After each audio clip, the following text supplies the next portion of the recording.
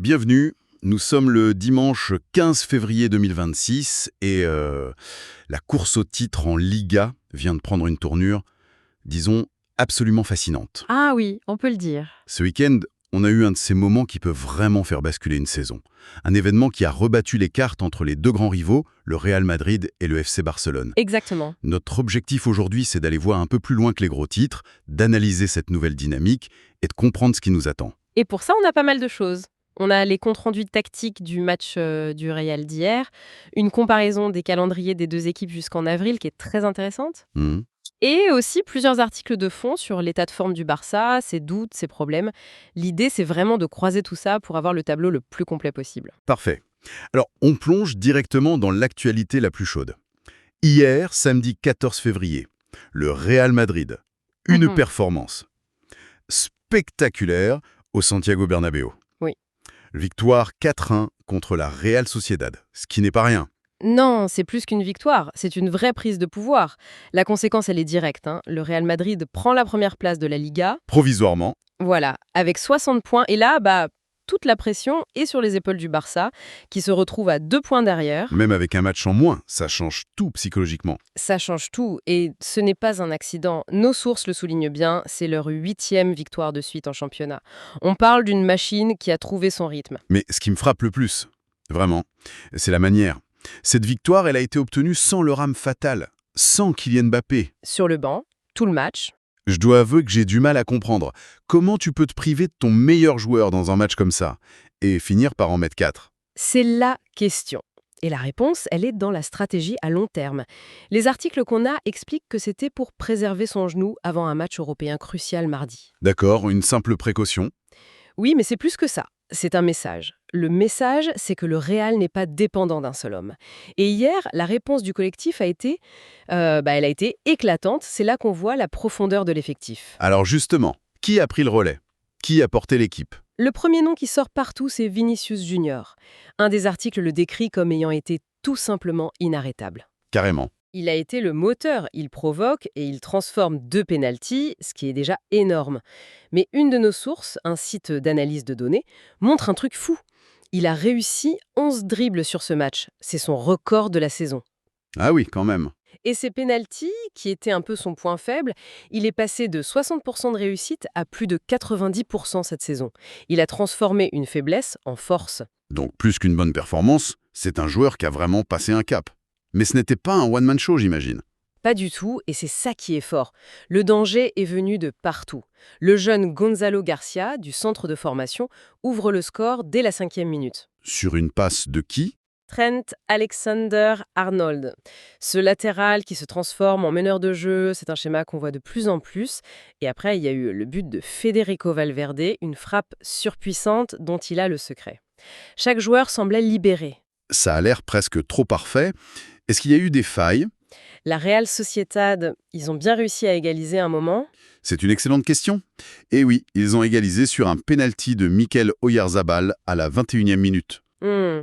Et un des analystes qu'on a lu souligne que ça vient d'une perte de balle au milieu, une petite faiblesse qu'on a déjà vue chez eux. Mais ce qui est révélateur, c'est la réaction. Justement. Aucune panique. Zéro. 4 minutes plus tard, ils reprenaient déjà l'avantage. C'est le signe d'une équipe en pleine confiance. Ils ont tué le match tout de suite. Un tableau incroyablement positif pour Madrid, donc, une équipe euphorique qui gagne de différentes manières.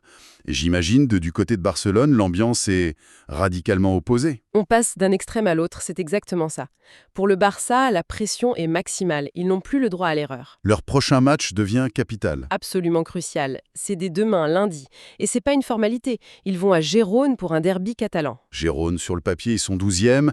Ils restent sur 3 matchs sans victoire. On pourrait se dire que c'est prenable. On pourrait, mais ce serait une grosse erreur. Nos sources rappellent que le stade de Montilivi est un vrai piège. Il y a 2 saisons, Gérone les a battus 2 fois 4-2. Ah oui, je m'en souviens. Et il y a une stat terrifiante pour le Barça. Gérone, c'est l'équipe qui a le plus haut XG, les buts attendus, à domicile contre les équipes du top 5. En clair, chez eux, ils se créent énormément d'occasions contre les gros. C'est le match piège par excellence. Tout à fait. Et ils arrivent dans ce match avec un moral qui doit être dans les chaussettes. On peut pas oublier ce qui s'est passé cette semaine en Coupe du Roi. La défaite 4-0 contre l'Atlético de Madrid, ça a laissé des cicatrices, oui. C'est plus que des traces, là. Une de nos analyses parle d'un effondrement mental et structurel. L'entraîneur, Hansi Flick, a eu des mots très forts. Une citation dit « Pendant 20 minutes, on a joué. Ensuite, on a perdu notre structure et surtout notre esprit. » Oula, remobiliser un groupe après ça en moins 3 jours. C'est un défi immense. D'autant que, au-delà du moral, il y a les blessures. Ils sont décimés, non? C'est le gros point noir, oui. L'infirmerie est pleine. Et on parle pas de remplaçants, on parle de la colonne vertébrale de l'équipe. Gavi, Pedri, Gavi, Pedri au milieu, c'est le cœur du réacteur, ceux qui donnent le tempo. Sans eux, l'équipe n'a plus le même contrôle. Andreas Christensen, derrière, c'est une grosse perte aussi. il y a des bonnes nouvelles quand même. La seule petite lueur d'espoir, c'est le retour attendu de Marcus Rashford en attaque. Il a manqué le match de coupe, sa vitesse pourrait faire du bien. Mais bon, il pourra pas tout faire tout seul. Ce contraste est saisissant. Madrid qui semble invincible et Barcelone blessé, sous pression, diminué. Et c'est là que l'analyse des calendriers que tu as mentionné devient cruciale. Exactement. C'est peut-être ça la clé du titre. Parce que leurs chemins se séparent radicalement, surtout sur la scène européenne. Ah oui.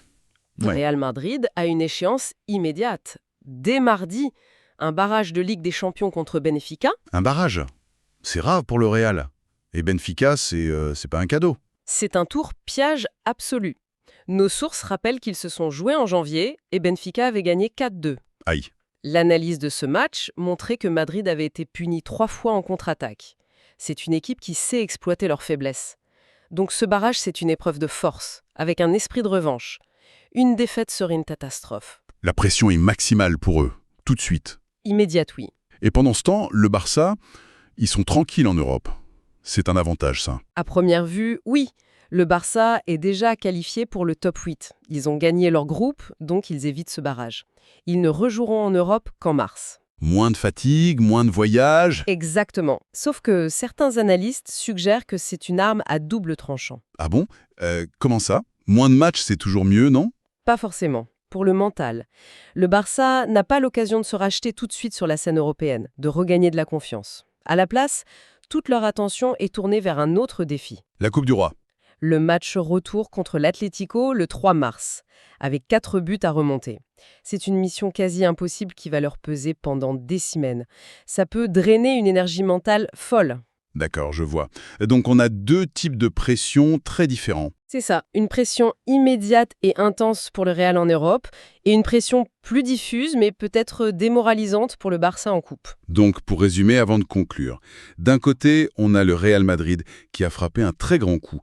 Ils ont l'avantage au score, mais surtout l'avantage psychologique. Ils ont montré qu'ils sont une machine, même sans leur star. Et de l'autre, le FC Barcelone est acculé, pris en tenaille entre l'obligation de gagner en Liga et le besoin de se relever d'une humiliation. Le tout avec un effectif affaibli. C'est la photographie parfaite du moment. Et pour finir, ça soulève une question qui vient de la lecture de toutes nos sources. On a 2 dynamiques totalement opposées. Oui, La question à méditer, c'est qu'est-ce qui sera le plus déterminant à la fin ? Est-ce que ce sera la capacité du Real à gérer la fatigue et la pression d'un calendrier européen infernal, contre un adversaire qui les a déjà battus? ou alors, Ou bien est-ce que ce sera la résilience mentale du Barça, sa faculté à surmonter une défaite traumatisante et à performer malgré les absences de joueurs vitaux? La bataille pour la Liga, elle pourrait bien se jouer autant dans les têtes que sur le terrain.